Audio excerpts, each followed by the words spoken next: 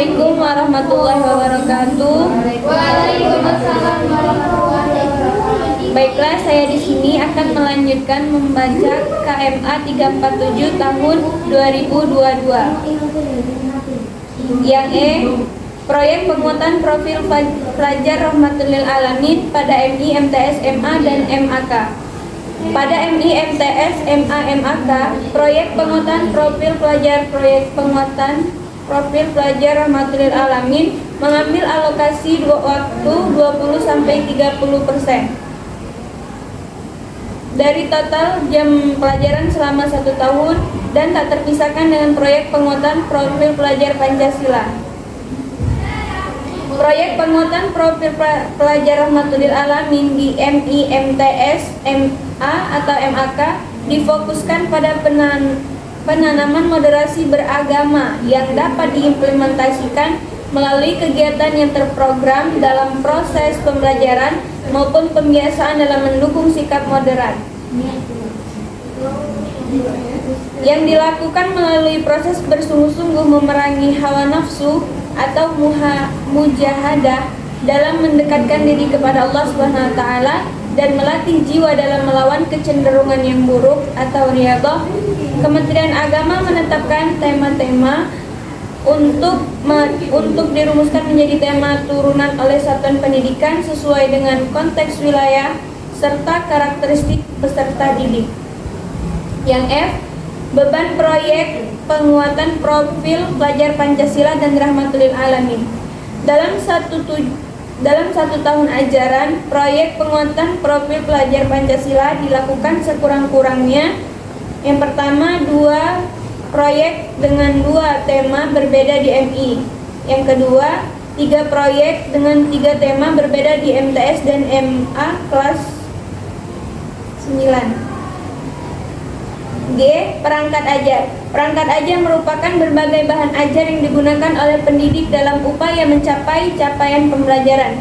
Perangkat ajar meliputi buku teks pelajaran, modul ajar, unit kegiatan belajar mandiri, modul proyek penguatan profil pelajar Pancasila, kurikulum operasional satuan pendidikan, video pembelajaran, serta bentuk lainnya. Guru dapat menggunakan beragam perangkat ajar dari berbagai sumber. Perangkat ajar dapat langsung digunakan guru untuk mengajar ataupun sebagai referensi atau inspirasi dalam merancang pembelajaran. Contoh perangkat ajar yang disediakan oleh pemerintah yaitu sebagai berikut. Yang pertama ada modul proyek penguatan profil pelajar Pancasila. Yang kedua modul proyek profil pelajar rahmatul lil alamin. Yang ketiga modul ajar. Yang keempat buku teks. Selanjutnya kurikulum operasional madrasah. Untuk mewujudkan madrasah yang mandiri, unggul dan memiliki daya saing ilmu pengetahuan dan nilai-nilai religius yang mencerminkan hubungan batin guru dan murid, maka madrasah diberi kewenangan dan keleluasaan dalam mengembangkan kurikulum operasional madrasah atau kurikulum tingkat satuan pendidikan.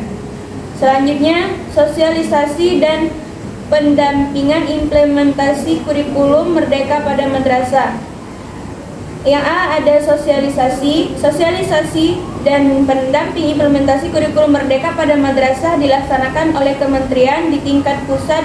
Dalam hal ini, Direktorat Jenderal, Badan Litbang dan Balai Diklat, Kanwil Kementerian Agama Provinsi dan kantor Kementerian Agama Kabupaten atau Kota. Yang B, pendampingan. 1. Kegiatan pendampingan dimaksudkan untuk memberi penguatan dan bantuan teknis pelaksanaan kurikulum mandiri pada madrasah.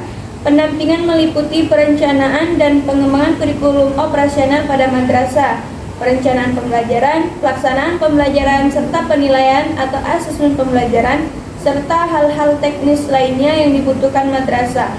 Yang kedua, teknis pelaksanaan pendampingan dilakukan oleh Direktorat Jenderal Kanwil Kementerian Agama Provinsi, perguruan tinggi dan kantor Kementerian Agama Kabupaten atau Kota. Yang ketiga, pendampingan dilakukan sesuai dengan kondisi madrasah atau daerah. Selanjutnya, ada monitoring dan evaluasi pelaksanaan kurikulum merdeka di madrasah. Monitoring dan evaluasi pelaksanaan kurikulum Merdeka di madrasah bertujuan untuk menjamin bahwa implementasi kurikulum Merdeka di madrasah berjalan optimal sesuai dengan harapan.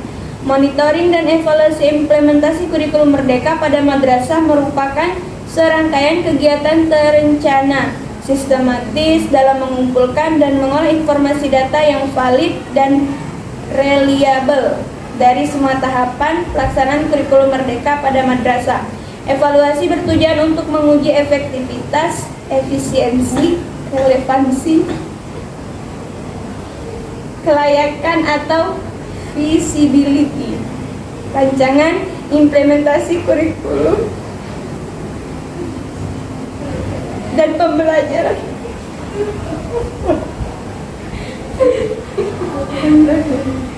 pada madrasah pelaksanaan kurikulum Merdeka. Hasil evaluasi dapat dijadikan referensi dalam memperbaiki dan menentukan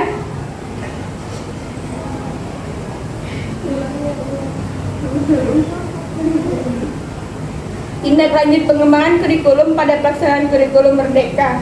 Selanjutnya, monitoring dan evaluasi komponen kurikulum pada madrasah pelaksanaan kurikulum Merdeka, yaitu